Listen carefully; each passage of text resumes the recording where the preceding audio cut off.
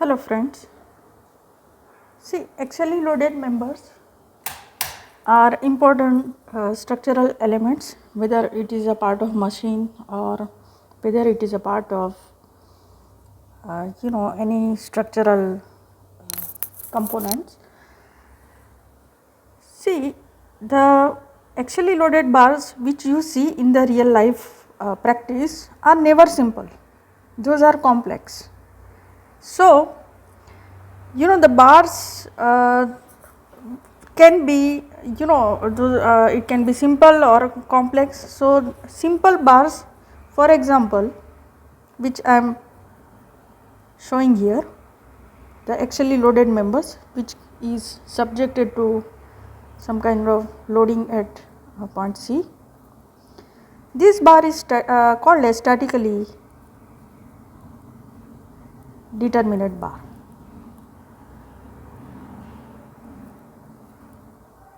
Why this is called as statically determinate bars? Because these are simple, which the bar is having a support, rigid support at B and support A is free.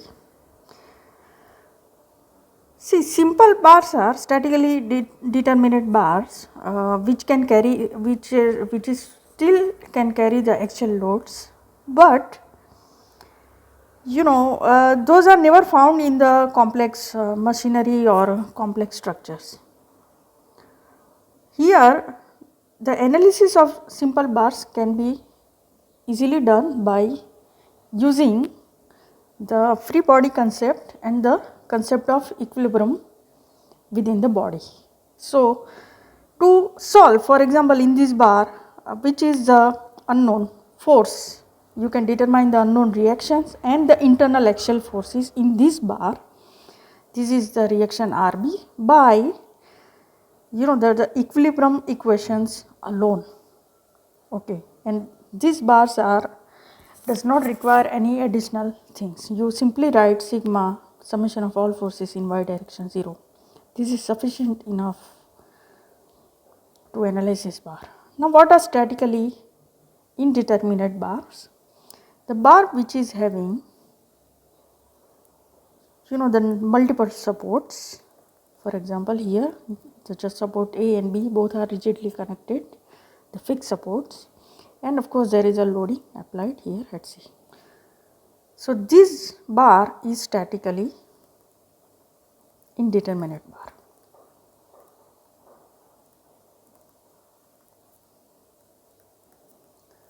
So, why this is called statically indeterminate bar? Because there will be a reactions of the supports here RA and RB,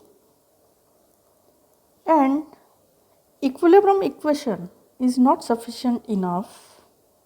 It is just one equilibrium equation, that is sigma Fi 0, which will not help us in getting two unknowns, because with one equation I can solve only one unknown. Okay, so mathematically I require two equation, simultaneous algebraic equation, to determine two number of unknowns. So, what is the equilibrium equation in this case? RA plus RB is equal to load P, which is acting in downward direction. So, this is the equilibrium equation, but you can see this is only one equilibrium equation, but there are no two number of unknown equations, two number of unknowns, that is RA and RB in this case. So, how to analyze this structure? That we need to generate additional one more equation which is called as compatibility equation. And how do you generate that compatibility equation? That we will try to understand from the flexibility method. So, to begin our analysis, we of course have designated our unknown reactions, that is RA and RB. Our objective is to determine RA and RB. Of course, one unknown is determined from the compatibility equation, and second unknown is determined then equilibrium equation. So, once you know this, of course you can substitute here, and knowing the value of P you can determine RB. So, first job is to get the compatibility equation. So, to begin our analysis, we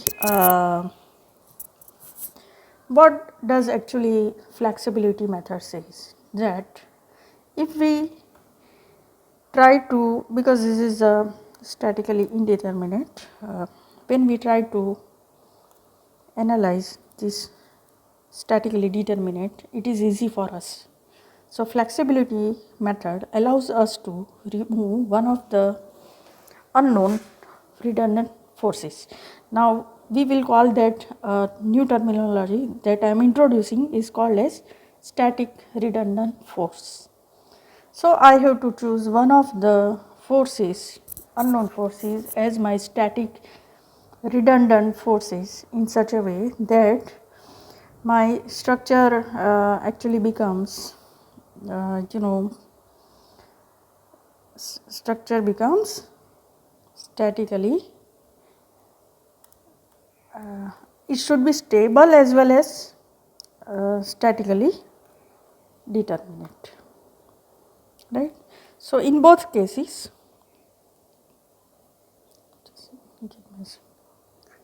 so how to analyze this bar?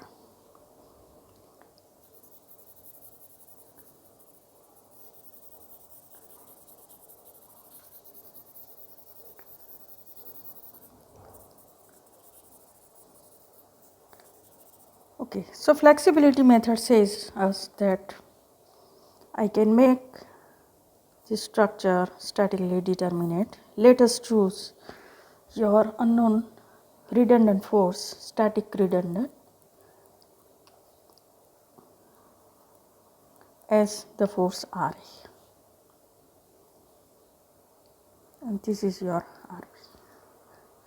So, what I do under the action of this load P, it is easy for me to, from my simple method for calculating the deformations, I can calculate the deflection under the action of this load P.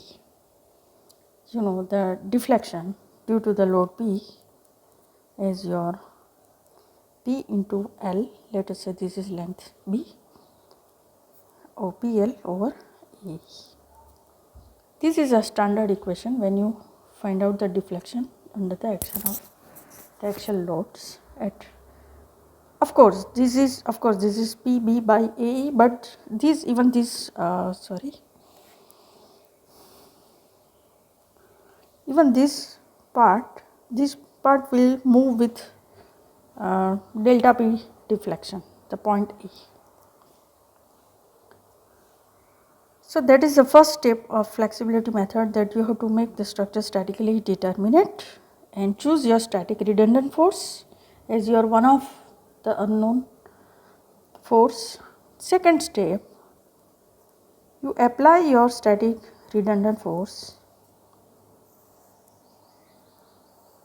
as your external force,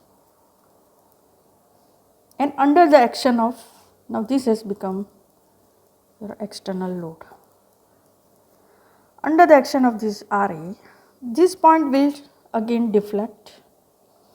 Okay, so what name should be given for this? Let us say delta due to reaction, and that is whatever is the magnitude RA into total length L divided by A.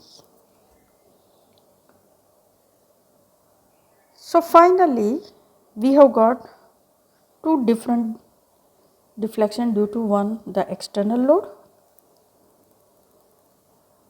where we have removed the static redundant force, whereas in second case we have our displacement in terms of reactive force, which has actually become the external force, and we have removed the internal force. Here there are, because the effect of the external force has already been considered here in this first case, whereas second case we are applying your reaction as your one of the redundant. And finally, using the principle of superposition, that is part 1 plus part 2. Now, what about sign conventions? We have to take the downward deflection is positive, then in this case if the force is acting downward, your deflection will be downward and it is positive.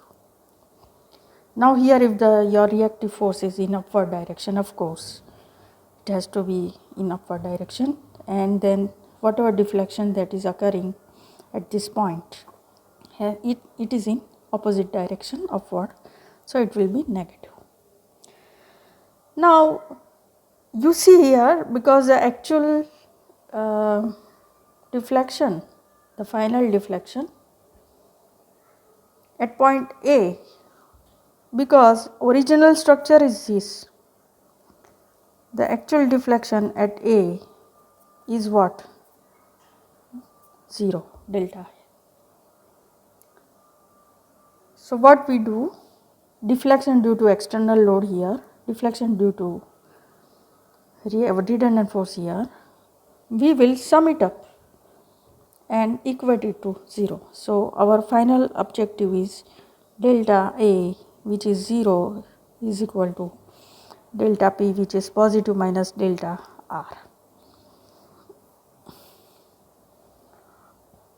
So here what is happening is we can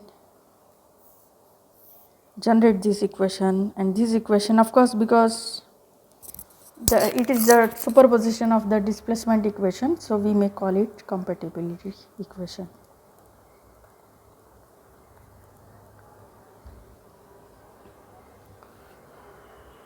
Okay, so what is the final deflection that we are getting? We can substitute the values of the equation which we have already obtained, that is 0, 0, delta P is your PB by A minus RA L by A, and in the process you can find RA is equal to PB by L. And from the equilibrium equation, RA plus RB is equal to P. We substitute RA value here, I get RB is equal to PA by L. So this is how flexibility method for the axially loaded bars are applied. It is very useful method, and it is also the method can also be extended to the multiple loads and step bars. We will try to understand the deflections in the step bars in our next lecture video. Thank you.